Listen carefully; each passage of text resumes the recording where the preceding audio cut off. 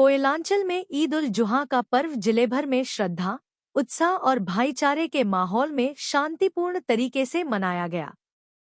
सुबह से ही विभिन्न ईदगाहों और मस्जिदों में नमाज अदा करने के लिए मुस्लिम समुदाय के लोगों की भीड़ उमड़ पड़ी। लोगों ने नए परिधानों में एक दूसरे को गले लगाकर ईद की मुबारकबाद दी और देश दुनिया में अमन, शांति और खुशहाली की दुआ मांगी। धनबाद के रेलवे ग्राउंड में भी बड़ी संख्या में लोगों ने ईद उल जुहा की नमाज अदा की। नमाज को लेकर प्रशासन की ओर से सुरक्षा और विधि व्यवस्था के पुख्ता इंतजाम किए गए थे। मौके पर पुलिस बल और प्रशासनिक अधिकारी भी मौजूद रहे ताकि पर्व शांतिपूर्ण माहौल में संपन्न हो सके। इस दौरान जामा मस्जिद के इमाम ने नमाज अदा कराई। नमाज के बाद अपने संबोधन में उन्होंने कहा कि ईद उल जुहा त्याग, बलिदान और इंसानियत का संदेश देने वाला पर्व है। उन्होंने लोगों से आपसी भाईचारा बनाए रखने, समाज में प्रेम और सौहार्द कायम रखने की अपील की। साथ ही देश में अमन और शांति बनी रहे इसके लिए विशेष दुआ की गई। इमाम ने लोगों को स्वच्छता के प्रति जागरूक करते हुए कहा कि पर्व मनाने के दौरान साफ सफाई का विशेष ध्यान रखना चाहिए। उन्होंने कहा कि स्वच्छता केवल व्यक्तिगत जिम्मेदारी नहीं, बल्कि सामाजिक कर्तव्य भी है। ईद के अवसर पर लोगों को अपने आसपास साफ सफाई बनाए रखने और पर्यावरण को स्वच्छ रखने का संदेश दिया गया। नमाज के बाद लोगों ने एक दूसरे से मुलाकात कर ईद की बधाई दी। बच्चों और युवाओं में पर्व को लेकर खास उत्साह देखने को मिला। पूरे जिले में ईद उल जुहा का त्योहार सौहार्दपूर्ण और शांतिपूर्ण माहौल में संपन्न हुआ। सबसे पहले आज का दिन तमाम अहले वतन सबको मुबारकबाद। बकरीद सब खुशी खुशी मनाएं, एक दूसरे के साथ गला मिले, एक दूसरे के दिल शिकनी को ख़त्म करें, मिलजुल कर रहें, मोहब्बत के साथ रहें।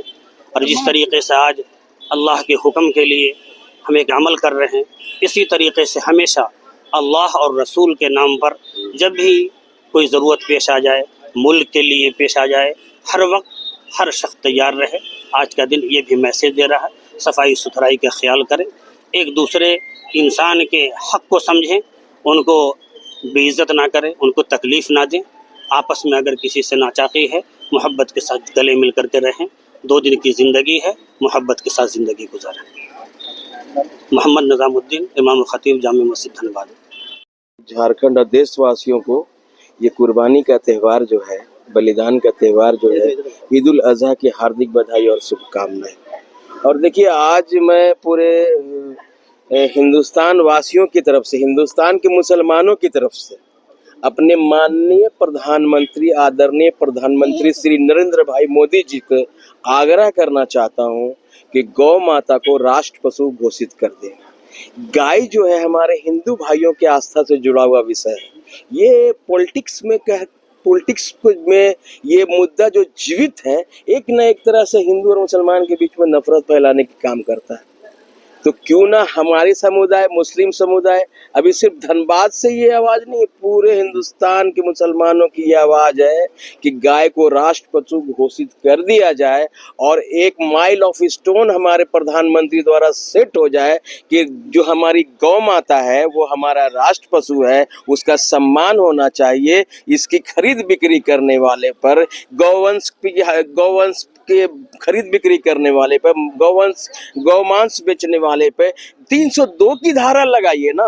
एक्सपोर्ट जो होता है, बाहर जो जाता है हिंदुस्तान से, हिंदुस्तान बहुत बड़ा निर्यातक है गौमांस का, जो यहाँ से हिंदुस्तान से बाहर जाता है उस पे पाबंदी लगाइए। हिंदू हित की बात करने वाली सरकार ये है, हिंदुओं की हितैषी सरकार ये है। हम तो भारतीय मुसलमान हैं और अब मुझे फक्र है कि मैं भारतीय मुसलमान हूँ। मैं आप सभी के चैनल के माध्यम से माननीय प्रधानमंत्री से आग्रह करना चाहता हूँ कि प्रधानमंत्री जी गाय को राष्ट्र पशु घोषित कीजिए और तमाम मुसलमान जो धनबाद के, उनकी भावनाओं का कद्र कीजिए, क्योंकि हम भारतीय मुसलमान अपने हिंदू भाइयों के हित की बात कर रहे हैं।